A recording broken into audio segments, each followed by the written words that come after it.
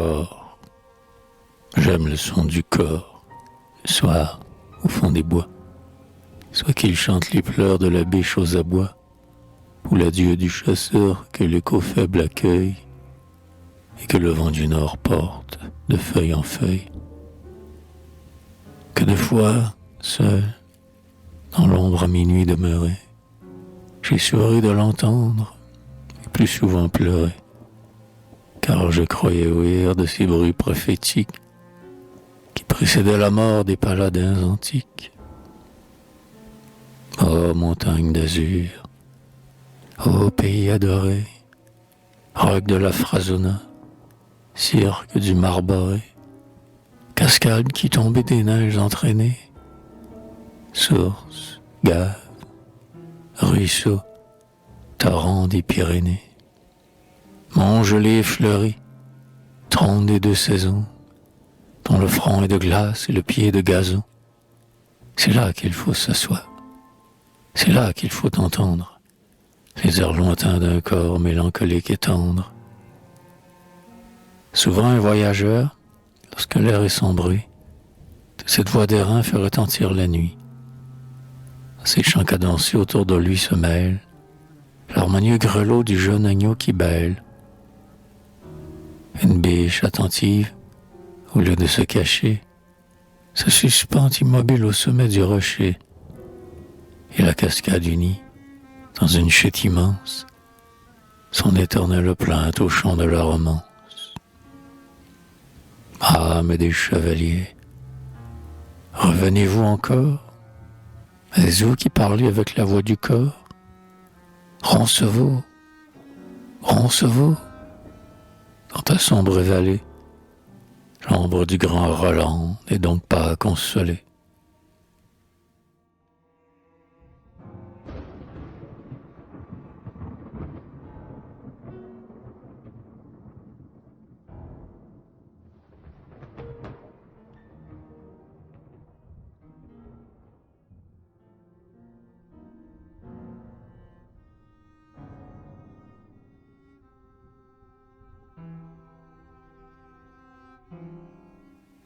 Tous les preux étaient morts, mais aucun n'avait fui.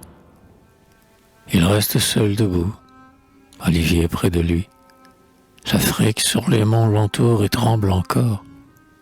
Roland, tu vas mourir, rends-toi, criait le mort. Tous tes pères sont couchés dans les eaux des torrents.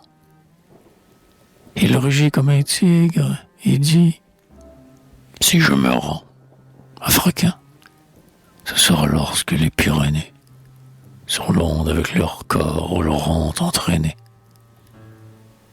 Rends-toi donc, répondit, ou meurs, car les voilà. Et du plus haut des monts, un grand rocher roula. Il bondit, il roula jusqu'au fond de l'abîme, et de ses pins, dans l'onde, il vint briser la cime. Merci, cria Roland, tu m'as fait un chemin. Et jusqu'au pied des monts, le roulant d'une main, sur le roc affermi comme un géant s'élance, et, prêt à fuir, l'armée à ce seul pas balance.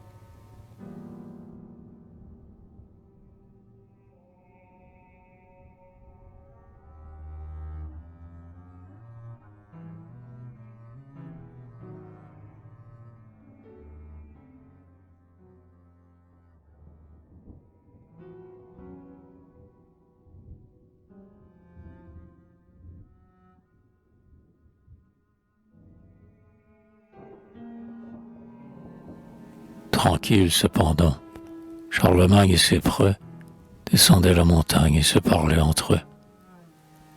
À l'horizon déjà, par les eaux signalées, de Luz et d'Argelès se montraient les vallées. L'armée applaudissait, le luth du troubadour s'accordait pour chanter les saules de l'Adour. Le vin français coulait dans la coupe étrangère. Le soldat, en riant, parlait à la bergère. Roland gardait les monts, tous passaient sans effroi, assis nonchalamment sur un noir palefroid. qui marchait revêtu de hausses violettes. Turpin disait, tenant les saintes amulettes: Sire, on voit dans le ciel des nuages de feu. Suspendez votre marche, il ne faut tenter Dieu. Par Monsieur Saint-Denis, certes ce sont des âmes qui passent dans les airs sur ces vapeurs de flammes. 2 éclairs ont reluit, puis 2 autres encore. Ici l'on entendit le son lointain du corps. L'empereur étonné, se jetant en arrière, suspend du destrier la marche aventurière. Entendez-vous, dit-il. Oui, ce sont des pasteurs, rappelant les troupeaux épars sur les hauteurs, répondit l'archevêque, ou la voix étouffée du nain vert Oberon qui parle avec sa fée. Et l'empereur poursuit, mais son front soucieux est plus sombre, plus noir que l'orage des cieux.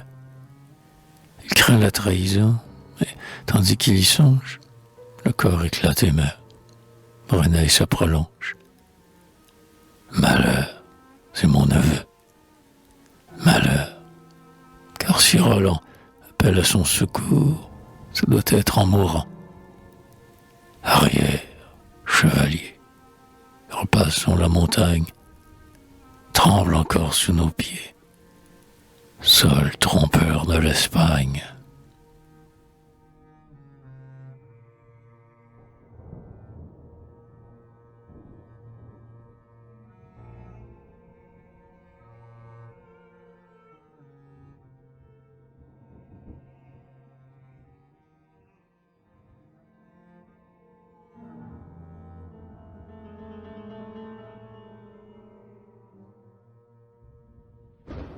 Sur le plus haut des monts s'arrêtent les chevaux.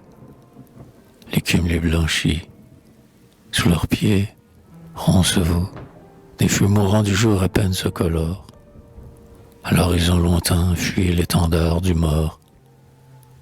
Turpin, n'as-tu rien vu dans le fond du torrent? J'y vois 2 chevaliers. L'un mort, l'autre expirant. Tous 2 sont écrasés sous une roche noire. Plus fort, dans sa main, élève un corps d'ivoire. Son âme en s'exhalant nous appela 2 fois. Dieu, que le son du corps est triste au fond des bois.